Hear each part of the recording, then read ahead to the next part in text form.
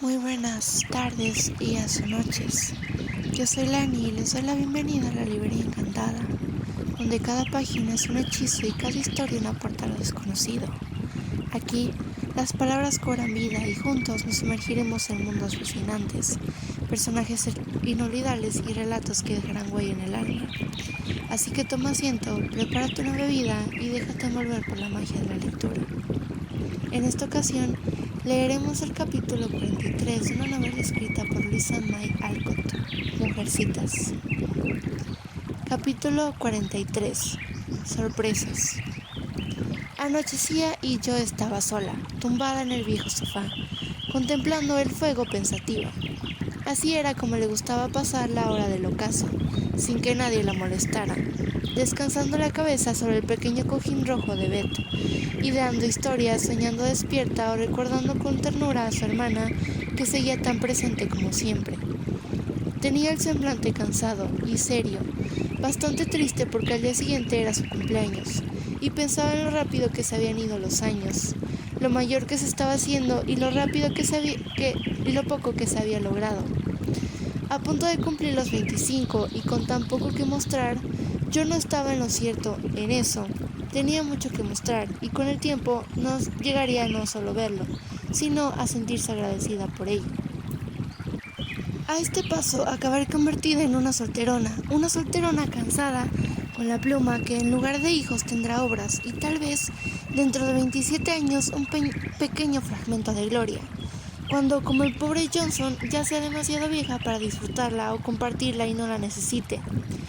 Bueno, no tengo por qué ser una santa amargada ni una pecadora egoísta. Supongo que las solteronas pueden vivir a gusto cuando se acostumbran a la idea, pero yo suspiro ante un panorama tan poco halagueño. Rara vez lo es, y desde la perspectiva de quien cumple 25 años, los 30 pueden parecer el fin de todo. Pero la verdad es que no es tan mala como la amenaza y es posible seguir siendo feliz cuando se tiene un buen respaldo. A los 25 las jóvenes empiezan a comentar la posibilidad de quedarse solteras, pero en secreto piensan que eso no les ocurrirá jamás. A los 30 no dicen nada, pero aceptan las circunstancias en silencio.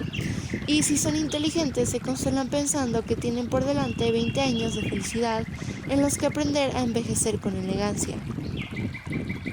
No os riáis de las solteronas jovencitas, porque suelen ser muy sensibles y ocultan trágicas historias de amor en corazones que laten quedamente bajo sobrios vestidos y su silente renuncia a la juventud, la ambición y el amor vuelve a sus apagos rostros, especialmente hermosos a los ojos de Dios. Hay que entender incluso a las hermanas tristes y amargadas, porque no han conocido el aspecto dulce de la vida, y verlas con compasión, no con desdén. Vosotras, jovencitas, en la flor de la vida, recordad que la flor se marchitará, que la tez no permanecerá eternamente tersa y sonrosada, que el cabello castaño aparecerán hebras plateadas, y que, llegando a un punto, la ternura y el respeto os parecerán tan valiosos como hoy lo son el amor y la admiración. Caballeros, me refiero a vosotros, muchachos, sed educados con las solteronas, por pobres, poco atractivas y estiradas que sean, porque la única caballerosidad que merece la pena tener es aquella que nos lleva a respetar a nuestros mayores, proteger al débil y servir a las mujeres sin importar su clase social, edad o color de piel.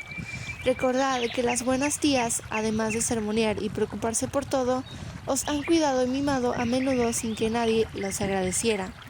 Os han salvado de más de un aprieto.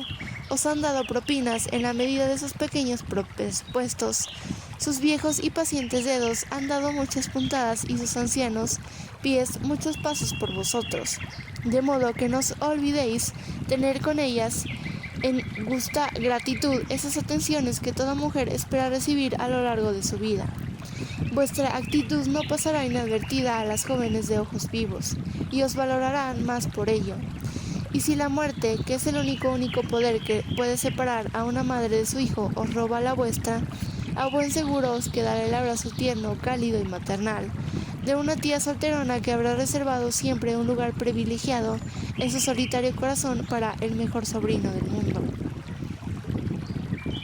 Yo se quedó dormida, como imagino que le habrá ocurrido al lector tras este pequeño sermón, ya que de pronto se encontró de frente con el fantasma de Laure.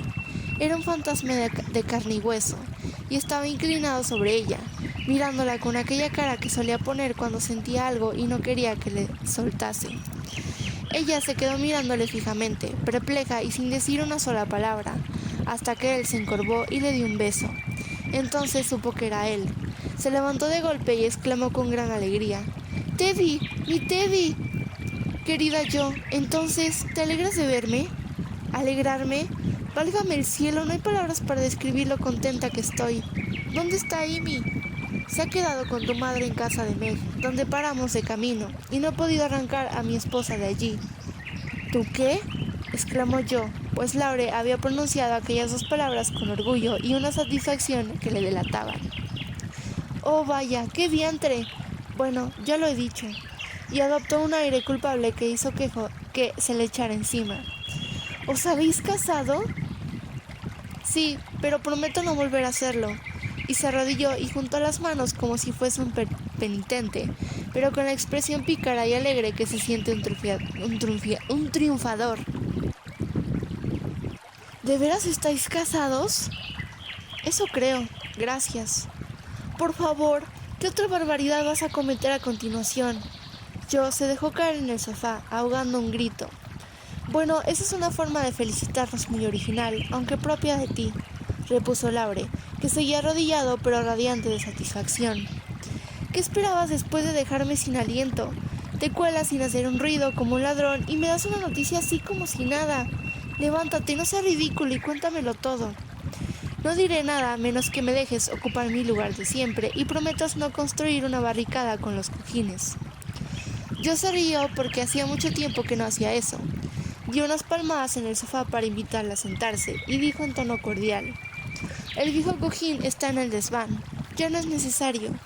Ven aquí y confiésalo todo, Teddy». «Cómo me alegra que me llames Teddy. Eres la única que lo hace». Y Laure se sentó muy contento. «¿Cómo te llama Amy?». «Mi señor». «Eso es muy propio de ella». «Bueno, de verdad pareces un señor». Por la forma en la que le miró, estaba claro de que yo encontraba a su muchacho más apuesto que nunca. El cojín había desaparecido, pero aún así había una barricada entre ellos. Era un muro lógico, creado por el efecto del tiempo, la ausencia y los cambios en sus corazones. Ambos lo sintieron, y por un instante se miraron el uno al otro como si una barrera invisible proyectase una pequeña sombra sobre ellos. Sin embargo, la distancia se disipó de inmediato cuando Laure comentó con fingida dignidad: «Dime, ¿a que parezco un hombre casado, un auténtico cabeza de familia?». «En absoluto, y no creo que logres parecerlo nunca. Aunque has crecido y eres más fuerte, no has dejado de ser el pícaro de siempre». «Venga, yo, deberías tratarme con más respeto», empezó Laure, que lo estaba pasando en grande. «¿Cómo? Si pensar que te has casado y has sentado cabeza me hace tanta gracia que no consigo ponerme seria», repuso yo, sonriendo con una alegría tan contagiosa que ambos se echaron a reír. Tras lo que pudieron, al fin, mantener una buena charla a la vieja usanza. «No salgas a buscar a Amy con este frío, porque ya vienen todas hacia aquí. Yo no podía esperar, quería ser el primero en darte la gran noticia y ver tu reacción». «¿Cómo no? Pero has echado a perder la historia empezando por el final. En fin, ahora cuéntamelo todo, desde el principio. ¿Cómo empezó? Estoy ansiosa por saberlo». «Bueno, accedí a complacer a Amy», dijo Laure, con una risita maliciosa que hizo que exclamase: «Primera mentira. Seguro que fue Amy la que accedió para complacerte. A ti. Siga, caballero, pero diga la verdad si es posible». «Vaya, empieza a reaccionar. Es un gusto verla así, ¿no te parece?», dijo Laure, mirando la chimenea como si mantuviese una conversación con el fuego, y este respondió aumentando su brillo e intensidad como si le diese la razón. «Verás, como somos uno, da igual quién accediera a qué. Teníamos previsto volver a casa con los Carroll hace un mes, pero de pronto cambiamos de idea y decidimos quedarnos a pasar el invierno en París. Sin embargo, mi abuelo tenía ganas de volver a casa, y puesto que había ido a Europa para acompañarme a mí, sentí que no podía dejarle marchar solo. Tampoco me quería separar de Amy, pero la señora Carroll Crea pies juntillas en las carabinas a la antigua usanza, iglesia y todas esas tonterías. No permitiría que Amy me acompañase, así que zanjé el asunto diciendo: casémonos, así podemos hacer lo que se nos plazca. Por supuesto, siempre consigues lo que quieres. No siempre.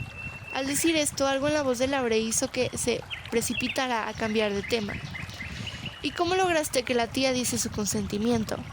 No fue fácil, pero entre los dos conseguimos convencerla porque teníamos muchas razones a favor. No había tiempo para escribir y pedir permiso, pero sabíamos que a todos os encantaba la idea y que ya habíais aceptado. Así que no era más que un trámite, como dice mi esposa. Hay que ver lo orgulloso que está de esas dos palabras y lo mucho que le gusta pronunciarlas, apuntó yo, dirigiéndose a su vez al fuego, encantada de ver que los ojos de su amigo en su último encuentro estaban tristes, apagados y brillaban de felicidad. No me lo tengas en cuenta, es una mujer tan fascinante que no puedo sino estar orgulloso de ella. Bueno, como te decía, ya que el tío y la tía se erigieron en defensores del decoro y nosotros estábamos tan perdidamente enamorados que no éramos capaces de pensar en nada más, decidimos casarnos simplificaría mucho la cuestión. Así que lo hicimos. ¿Pero cuándo? ¿Dónde y cómo?, preguntó yo, dando rienda suelta a una incontrolable y febril curiosidad femenina. Hace 6 semanas, en el consulado de Estados Unidos en París. Fue una boda muy discreta, claro está, porque a pesar de nuestra felicidad tuvimos muy presente a nuestra querida Beth. Al oírle decir esto, yo le tomó la mano, y Laura acarició el pequeño cojín rojo que tantos recuerdos me traía. ¿Por qué no nos informasteis de inmediato?, preguntó yo en voz baja tras un momento de silencio. Queríamos darles una sorpresa. Pensábamos venir directamente a casa, pero mi querido abuelo, una vez casados, dijo que necesitábamos un mes para dejarlo todo listo antes de partir, y propuso que fuésemos a pasar la luna de miel a donde quisiéramos.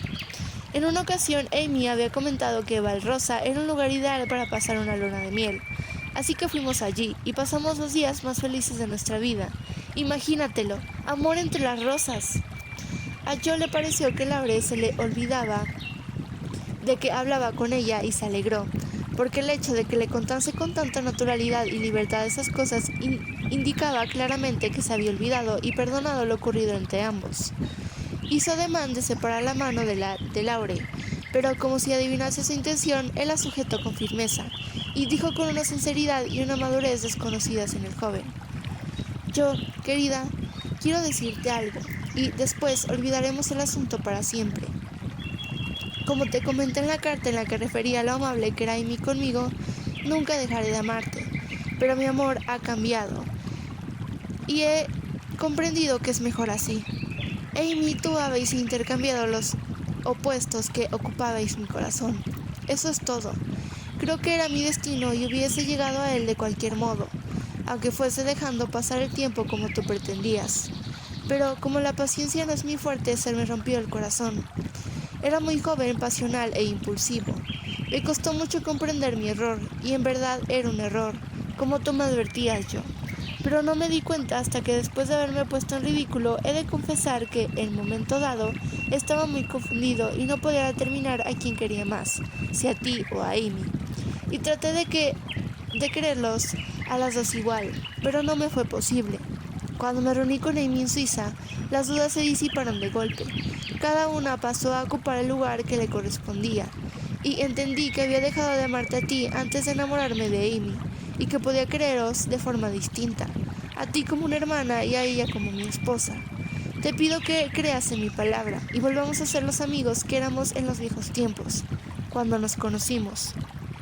Te creo, de verdad, pero nunca podremos volver a ser los niños que fuimos, Teddy. Los buenos y viejos tiempos nunca volverán, y no podemos esperar a que eso ocurra. Ahora somos un hombre y una mujer con obligaciones. El tiempo de jugar terminó, y debemos dejar atrás la fiesta y las travesuras. Estoy segura de que sientes lo que dices. Veo que has cambiado y tú verás que yo tampoco soy la misma. Echaré de menos a mi joven amigo, pero querré tanto o más al hombre en el que te has convertido, y te admiraré porque harás lo posible por ser quien yo creía que podría ser. No podemos seguir actuando como compañeros de juegos, pero sí un hermano y una hermana que se quieren y se ayudan para toda la vida. ¿No te parece, Laure? Él no dijo nada, pero tomó la mano que a ella le tendía y bajó la mirada unos segundos, sintiendo que de ella, de la sepultura de una pasión juvenil, surgía ahora una hermosa y sólida amistad que sería una bendición para ambos. Yo, que no quería que la vuelta a casa se tiñese de tristeza, apuntó con voz alegre. Me cuesta creer que estéis casados y vayáis a formar un hogar. Parece que fue ayer cuando le ataba el delantal a Amy y le tiraba el pelo cuando te burlabas de nosotras. Válgame el cielo, el tiempo vuela.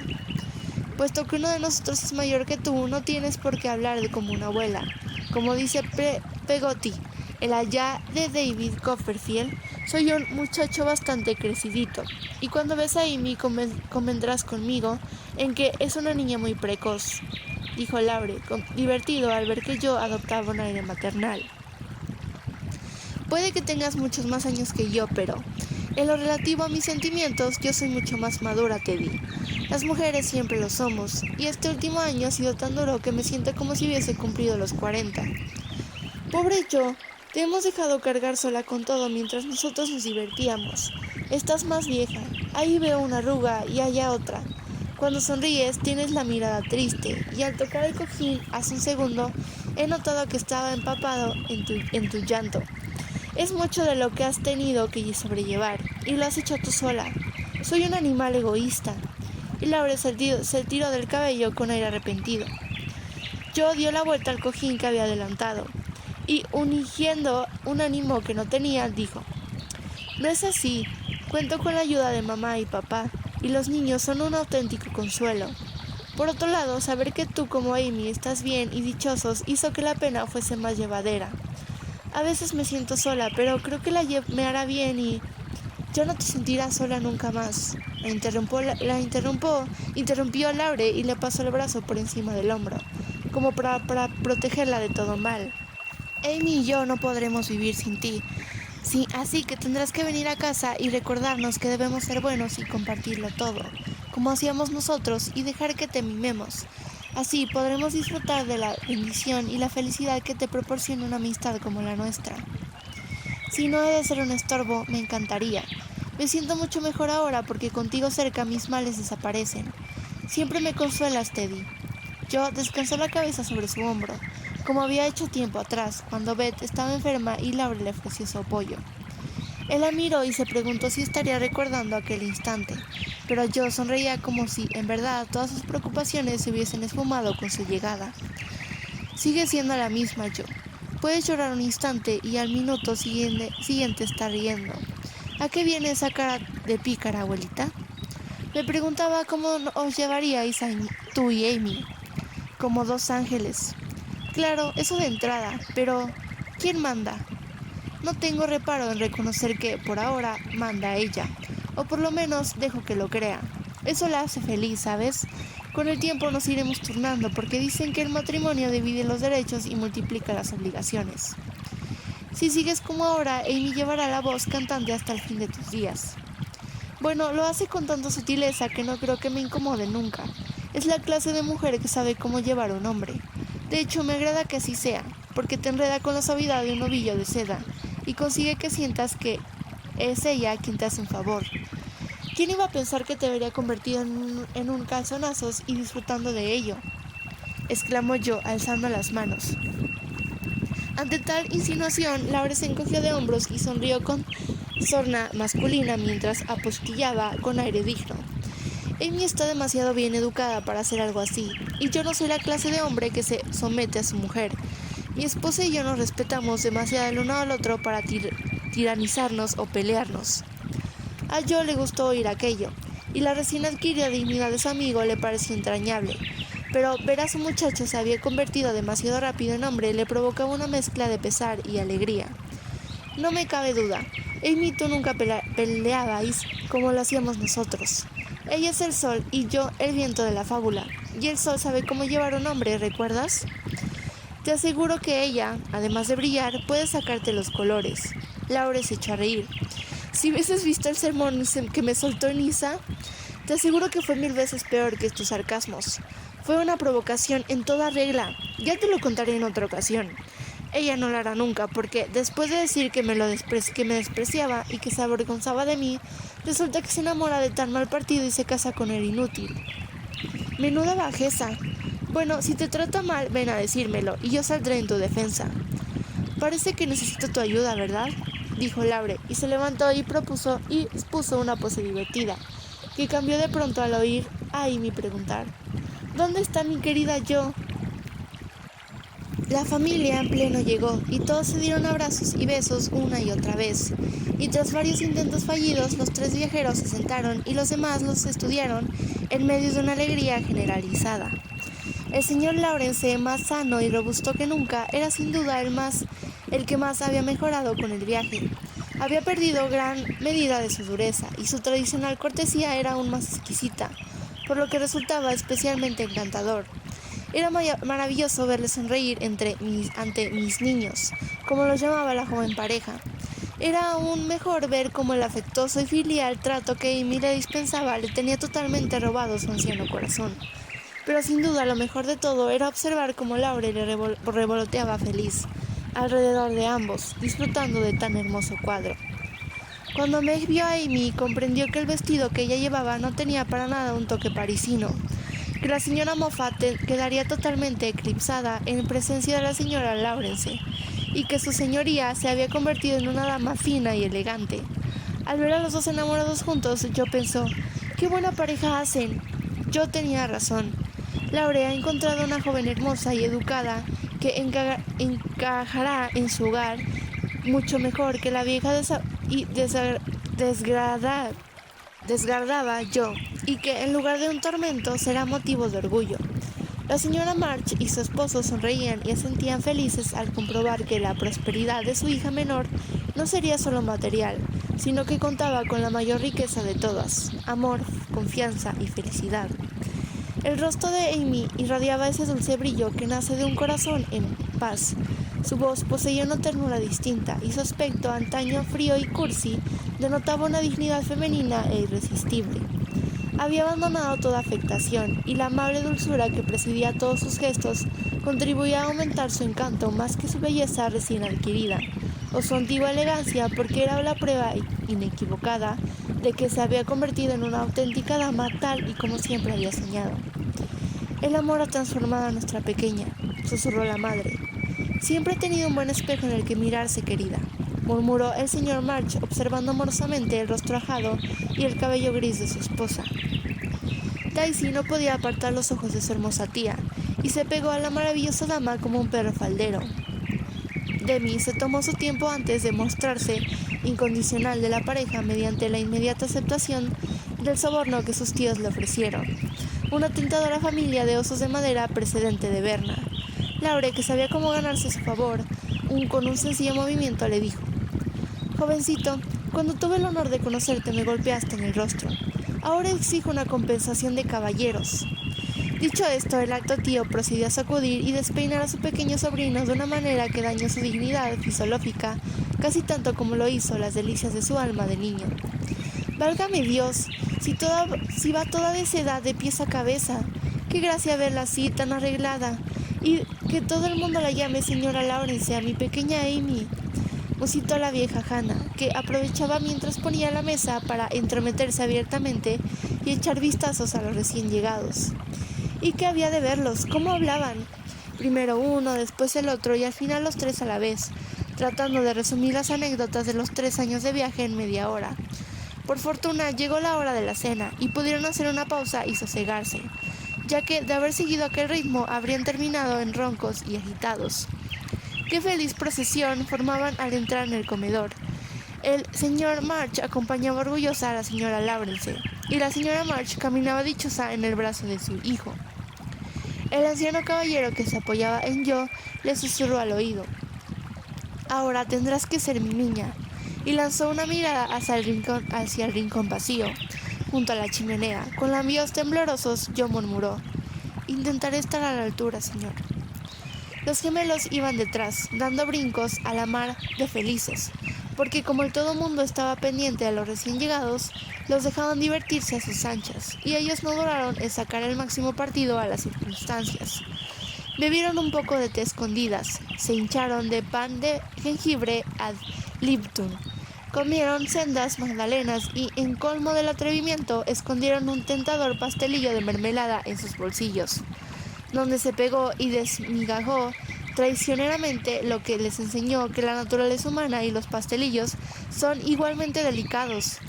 Abrumados por el peso de la culpa por los panecillos sustraídos y temerosos de que la aguda mirada de la tía Dodo, que, como llamaban a yo, descubriese el botín oculto tras la fina tela de batista y lana, los jóvenes pecadores no se desplegaron de su abuelo, que no llevaba las gafas puestas.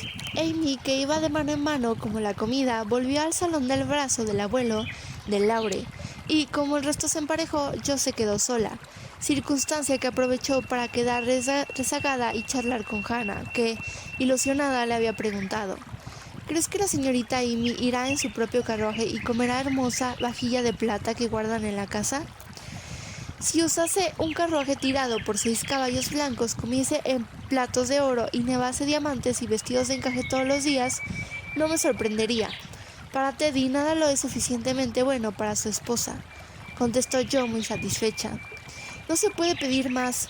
¿Qué querrás para desayunar, picadillo o pescado?, preguntó Hannah, que mezclaba sabiamente poesía y prosa. Me es igual. Y yo cerró la puerta sintiendo que la comida no era un tema adecuado para el momento. Se quedó mirando como todos iban en la planta de arriba, y cuando vio desaparecer los pantalones de cuadros escoceses de Demi, al llegar al último escalón le embargó un repentino sentimiento de soledad, tan intenso que miró alrededor, con los ojos llenos de lágrimas en busca de algo a lo que aislarse. Ahora que Teddy la había abandonado, de haber sabido qué regalo de cumpleaños le esperaba, no se habría dicho: ya lloraré cuando me acueste, ahora no puedo estar deprimida. Se secó las lágrimas con las manos, pues una de sus costumbres masculinas consistía en no recordar nunca dónde tenía el pañuelo. Y cuando no sin esfuerzo consiguió esbozar una sonrisa, alguien llamó a la puerta principal.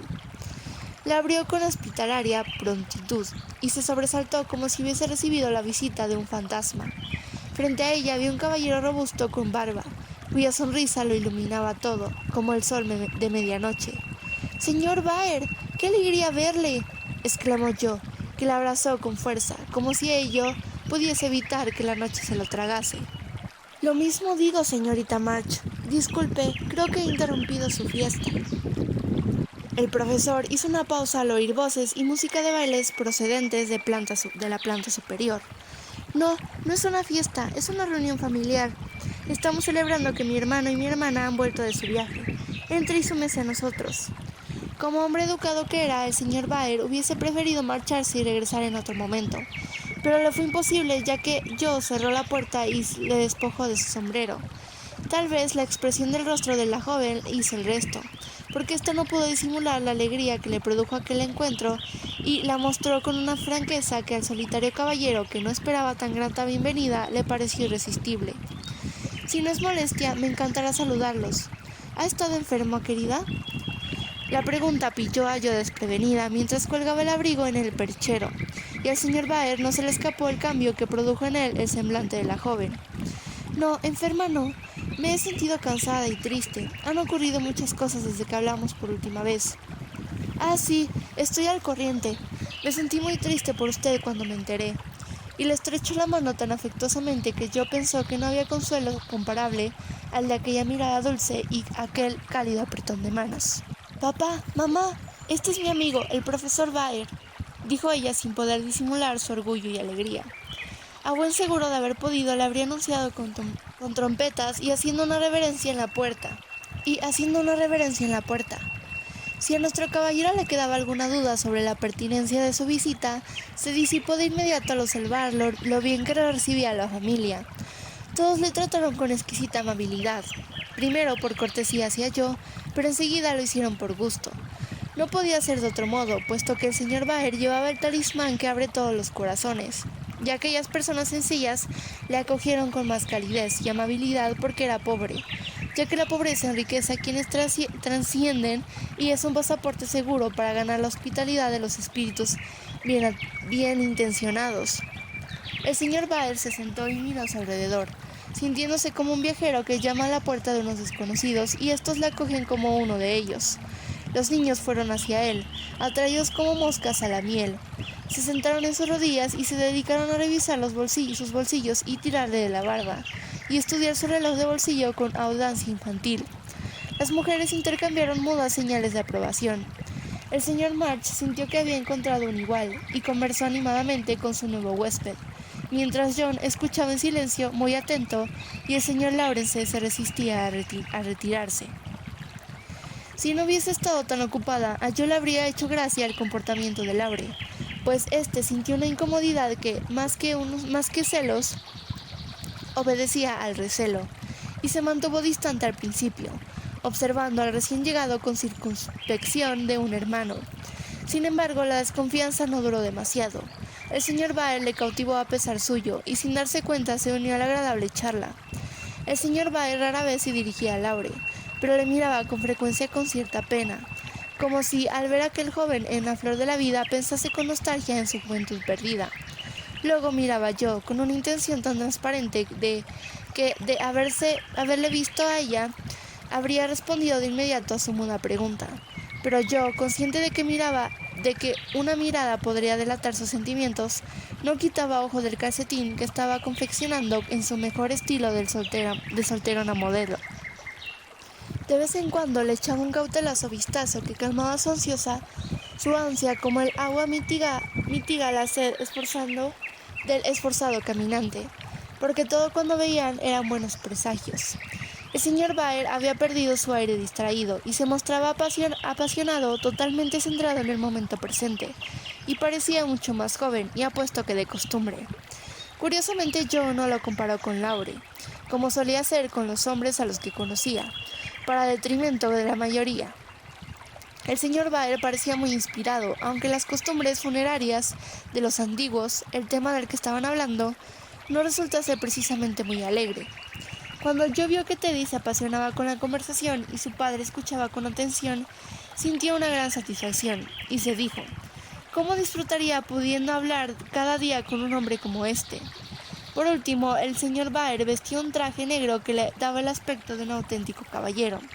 Se había recortado la poblada barba y se llevaba el cabello muy bien peinado, aunque no le duró mucho, ya que con la pasión de la charla se lo alborotó y volvió a tener el divertido aspecto que de costumbre, que prefería porque pensaba que le favorecía mucho más. Pobre yo, allí sentada triconeando, no dejaba de alabar a aquel hombre, sencillo, y no había detalle que se le escapase, ni siquiera el hecho de que el señor Baer llevaba gemelos de oro en sus inmaculados puños. Mi querido amigo no se habría vestido con más cuidado si hubiese ido a petición de mano, pensó yo. De pronto le saltó una sospecha que hizo sonrojarse de tal manera que dejó caer el labor y se agachó a recogerla para poder ocultar su rostro. Sin embargo, la maniobra no le dio tan buen resultado como esperaba, porque aunque estaba hablando de cómo se prendía fuego en una pira funeraria, el señor Baer soltó metafóricamente la antorcha y se agachó a recoger el pañuelo o ovillo azul. Y, cómo no, se dieron un golpe en la cabeza. Vieron las estrellas y ambos se incorporaron ruborizados y sonrientes, sin haber recuperado el ovillo, y volvieron a sus asientos deseando no haberse levantado. Como Hannah se encargó de acostar a los niños y el señor Lawrence se fue a casa a descansar, la velada se alargó sin problemas. Sentados alrededor de la chimenea, todos charlaron animadamente, sin ver el tiempo pasar, hasta que Meg, convencida de que Daisy se había caído de la cama y de que Demi se había prendido fuego al camisón al jugar con unas cerillas, decidió que era hora de regresar a casa. Ahora que volvemos a estar todos reunidos, deberíamos cantar como hacíamos en los viejos tiempos, propuso yo, convencida de que cantar sería una forma segura y agradable de dar salida a la jubilosa emoción que sentía. No estaban todos, pero nadie juzgó incorrectas o irrespetuosas esas palabras, puesto que Beth parecía estar allí, una presencia serena, invisible pero más querida que nunca, pues la muerte no podía romper los lazos familiares que el amor había vuelto indisolubles. La pequeña silla seguía en su lugar, el pulcro cesto que guardaba la labor que la joven dejó inacabada cuando la aguja se volvió demasiado pesada para sus dedos, continuaba en el estante, y su amado instrumento, que casi nunca sonaba, ya seguía donde siempre. Y por encima de todo esto, el rostro de Beth, sereno y sonriente como en los buenos tiempos, parecía observarlos y decir: «Sed felices, sigo aquí». «Amy, toca algo para que vean cuánto has aprendido», propuso Laure, con el comprensible orgullo de un maestro que desea ver lucir su pupila.